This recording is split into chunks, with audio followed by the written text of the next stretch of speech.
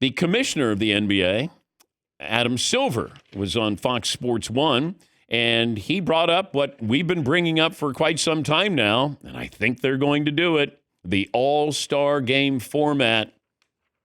Next year, as part of our new media deals, the All-Star Game returns to NBC, where it was when we were younger. And it so happens that next season we'll be smack in the middle of the Winter Olympics. So in fact, the game will be on NBC, and the very day we're on, the lead-in will be Winter Olympic events, and then coming out of the All-Star Game, which is now going to be in the afternoon instead of the evening, there'll be more Olympic events. So what better time to feature some form of USA against the world?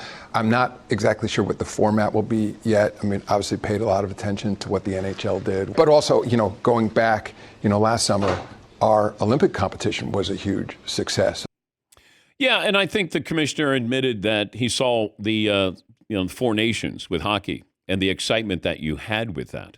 And, United States against Canada certainly helps. But this is what I've been pushing for. What else are you going to do here?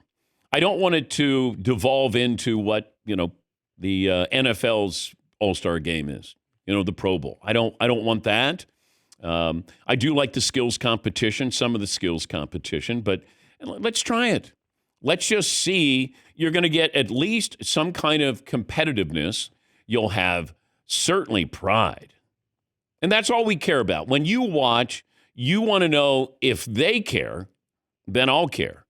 But if you watch and you realize they don't care, then I don't. But this, I'd be curious just to see how the rest of the world reacts. Now, Team USA might not get caught up in this until they lose the All-Star Game. And then it might get a little momentum. But Team USA would probably, they will have a deeper roster, but they won't have the best players because the best players are not from the United States. The starting five from around the world will be better than the starting five from Team USA. But I want to see what happens as the game goes along because that's when you start to get the competitive, this is down through history where you get guys that maybe didn't care as much, but then they cared because the game was on the line. Hopefully you have that. And I don't know what plan B is going to be to spice up the All-Star Game, but to me it's a glorified layup line, and I'd like to see just a little bit. I'd like to see a little bit of competition. That's all. Yeah, Marvin. But pride from who? Like, I'm not sure if Joker and Luka care whether the world beats the U.S. Oh, I do. They care about Slovenia winning. Well, but you're representing your country. Are they? Yeah, I think so. I mean, it's us against the world, and or it's them against the United States. I mean, I think, and it says a lot of where basketball has come, where it was around the world to where it is now. You could go toe to toe with the best players, and that says something about what the Dream Team and the impact that the Dream Team had. So yeah, I think there's pride. Because remember, all those teams that got slaughtered by the Dream Team. And those countries said, okay, now we know what we have to do. We measured ourselves against the best team ever assembled. Now we can go back, and they have these academies. Now it was important. It's important to all these countries. And I would think, Canadian basketball. We never talked about Canada with basketball. But Vince gets there. I mean, you have Steve Nash there. All of a sudden, you get a trickle-down effect. And we don't look at Canada and say, well, he's a basketball player from Canada. I mean, SGA, he went to Kentucky. Nobody goes, oh, he's from Canada? Yeah, yes, he. Yeah, I see what Marvin is saying.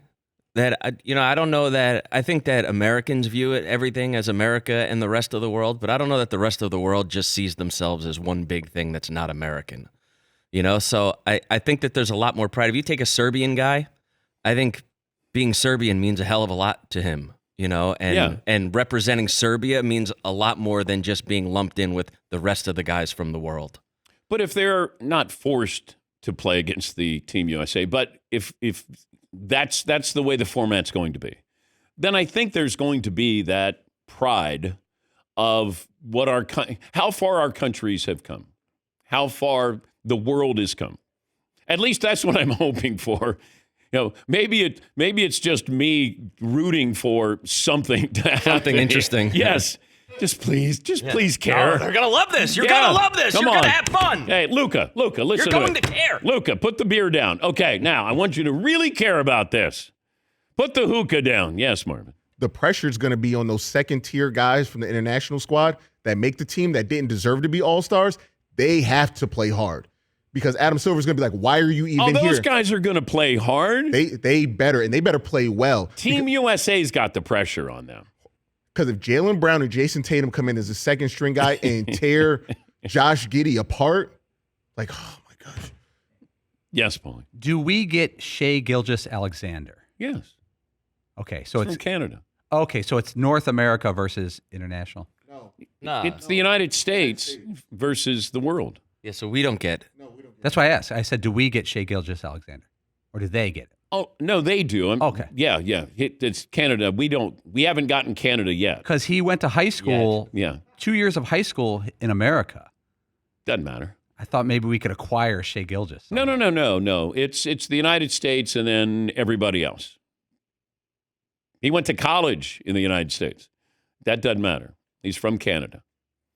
Steve Nash wants to come out of retirement. He can play for Team Canada. They might need him. Yeah. Leo Routens. Remember Leo wasn't he the first guy, it felt like, from Canada that we're like, hey, Leo Routens, man, from Canada, played at Syracuse. What was his number, 13? I think so. Well, that's so random. Leo Routens. And he's one of the first great shooting big men, and you're right about that. Yeah. So, but I do like that. I do like that, here we have the possibility of something to watch. I mean, I wouldn't watch normally, but this I'll watch.